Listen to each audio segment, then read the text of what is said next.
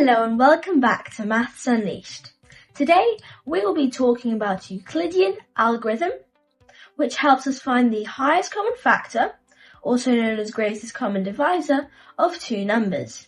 Special thanks to Sasha Pirate-N71 who suggested this topic. And of course, Fan will be joining us. Let's start off by finding out what Euclidean algorithm actually means. So let's first zoom in onto the first word, Euclidean.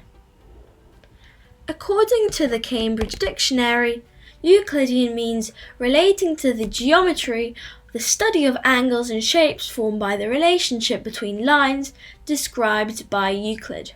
So basically, any geometry that is related to Euclid. What about the second word, algorithm?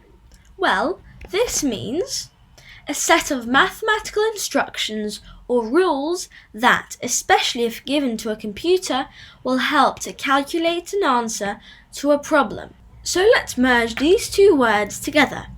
So we know what Euclidean means and we know what algorithm means. But what is a Euclidean algorithm? Well, looking at what we've learnt, we know a Euclidean algorithm is a set of math instructions related to Euclid, something to do with geometry, and it helps us calculate an answer to a problem. Those of you who already know Euclidean algorithm may be confused by this. How is it related to geometry? I will be explaining that at the end. I'll start off by showing an example of a Euclidean algorithm, and for this, I'll need two numbers, and I don't want to make it too easy, so let's go to the random number picker.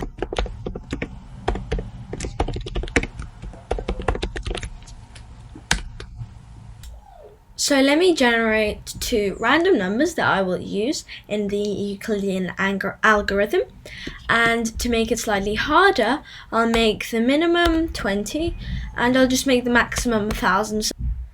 So I have 428 and another one, 124. What's this? What's this? What's this? What's this? What's this? What's this? What's this? What's this? So the Euclidean algorithm helps us find the greatest common divisor, also known as the highest common factor, of two numbers. In this case, it is 428 and 124. So what we do is we start off by choosing the larger number, so 428, and dividing it by the smaller number, so 124. So we can write out 428 divided by 124. So this is just some classic long division. I can already see that 124 won't go into 4 or 2, so I'll just skip straight to 428. So 428 divided by 124. To help us, we can start off by writing out some of the multiples of 124. So 124, then 248, then 372, then 496. 496 already exceeds the limit of 428. So we know there will be 3 times 124. This will make 372. Now we do the subtraction, and this will equal 8 minus 2 is 6. We can't do 2 minus 7, so we borrow a 1 from the 4, and 12 minus 7 is 5, 3 minus 3 is 0. So we have a remainder of 56. So our answer to this division is 3, remainder 56. The next step of the Euclidean algorithm is to divide the smaller number, so 124, by the remainder we got, so 56. So we write out 124 divided by 56.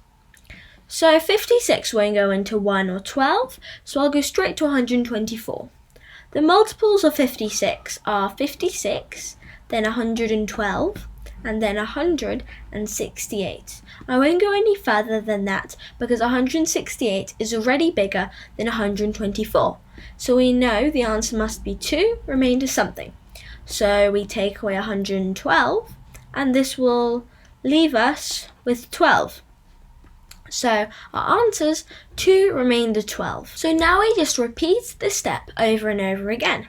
So the previous remainder 56, we divide that by the current remainder 12.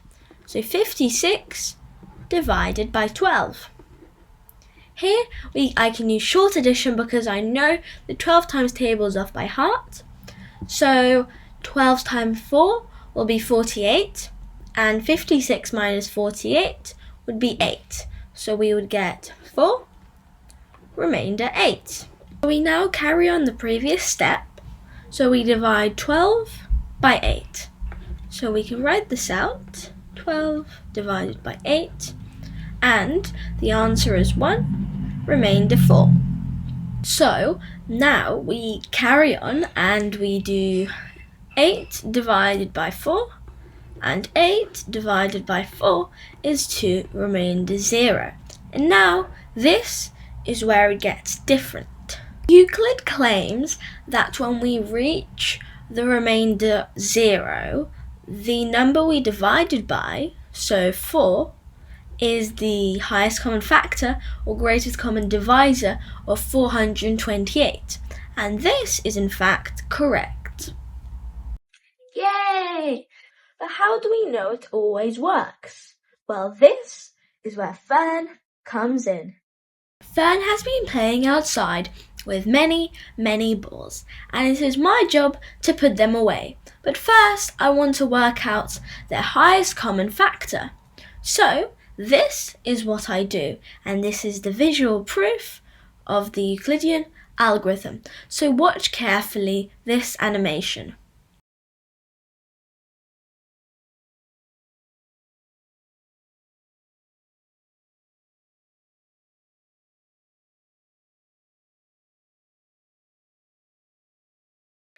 Did you notice the pattern in that animation? That was a visual proof of Euclid's algorithm. Although it may look like a child's game, it has a system to it.